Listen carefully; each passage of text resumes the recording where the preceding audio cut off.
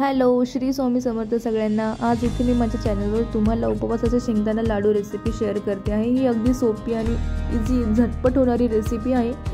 सगळ्यात पहिले शेंगदाणे छान मी इथे भाजून घेतले, त्यानंतर मिक्सरमधून काढून घेतले। खूप असं बारीक नाही वाटायचं, थोडं जाडसर त्याचं टेक्स्चर ठेवायचं, म्हणजे ते दिसायला आणि खायलाही खूप छान लागतात। त्यानंतर मी अर्धी वाटी इथे साखर घेतली आहे, त्यात थोडेसे दूध ॲड केले। दूध हे ऑप्शनल आहे, तुम्ही यात पाणीही टाकू शकता। नंतर आपण हे शेंगदाण्याचं मिक्सचर जे केले होते मिक्सरमधून, त्यात आपण हे टाकून घेऊया।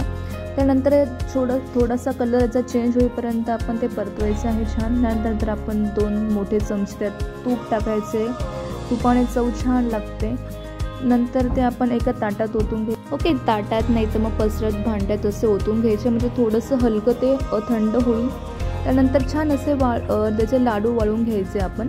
हे लाडू 8-10 दिवस एका बंद छान टिफिनमध्ये राहू शकतात आणि लहान मुलांसाठी पण हे खूप प्रोटीनयुक्त स्नॅक आहे हा।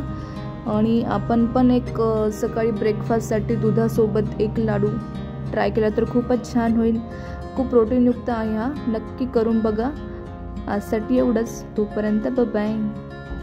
Thank you for watching.